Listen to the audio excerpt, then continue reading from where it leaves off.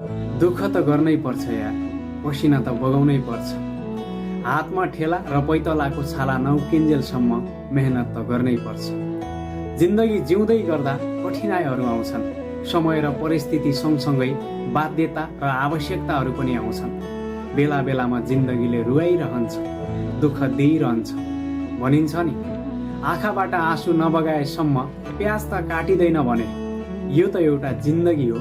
बेला बेलामा दुःख नपाएसम्म, कठिनाइ नझेलेसम्म, बाध्यता र आवश्यकताको सामना नगरेसम्म यति सजिलै जिन्दगी कसरी कट्न सक्छ?